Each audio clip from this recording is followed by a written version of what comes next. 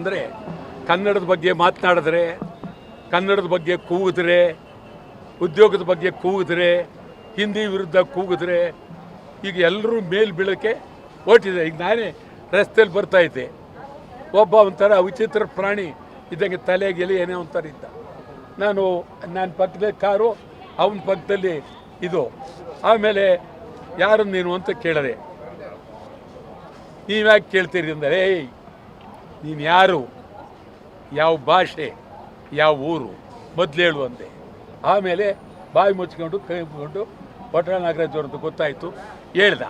ಇನ್ನು ಮುಂದೆ ನನಗೇ ಇವರು ಈ ರೀತಿ ಹೇಳಿದ್ದಾರೆ. ಇನ್ನು ಮುಂದೆ ಬೆಂಗಳೂರಿನಲ್ಲಿ ಕನ್ನಡದವ್ರನ್ನ ಪರಭಾಷೆಯವರು ಹೊಡಿತಾರೆ, ಖಂಡಿತ ಹೊಡಿತಾರೆ. ಈಗ ಪರಭಾಷೆಯವರು ಬೆಂಗಳೂರಲ್ಲಿ ಎಲ್ಲ ಕಡೆ, ಕೋರಮಂಗಲದಲ್ಲಂತೂ ಅದು ಪರಭಾಷೆ ಅಲ್ಲ, ಪರದೇಶ. ಅಲ್ಲಿ ಈ ಥರ ಆಗೋಗಿದೆ. ಪರಭಾಷೆಯವ್ರನ್ನ ನಾವು ಕಂಟ್ರೋಲ್ ಮಾಡದೇ ಇದ್ದರೆ, ವಲಸೆ ಮಾಡದೇ ಇದ್ದರೆ ಭಾಳ ಕಷ್ಟ ಆಗುತ್ತೆ.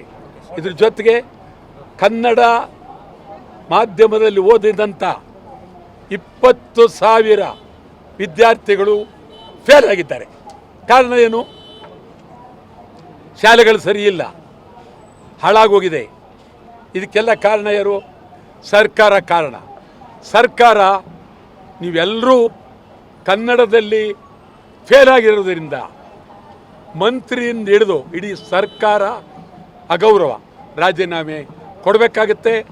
ನಾವು ಕನ್ನಡಕ್ಕಾಗಿ, ಕನ್ನಡಿಗರಿಗಾಗಿ, ಕನ್ನಡದ ಮಾಧ್ಯಮಕ್ಕಾಗಿ, ಕನ್ನಡ ಶಾಲೆಗಳಿಗೆ ಅನುದಾನ ಕೊಡಿ ಅಂಥೇಳಿ ಹೋರಾಟವನ್ನು ಮಾಡಬೇಕು ಅಂತ ತೀರ್ಮಾನ ಮಾಡಿದ್ದೇವೆ.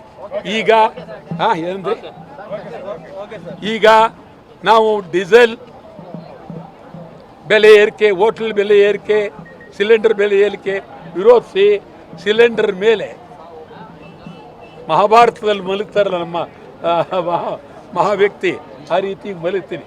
ಸಿಲಿಂಡರ್ ಮೇಲೆ ಮಲಗಿ ವಿರೋಧ ಮಾಡ್ತೀನಿ.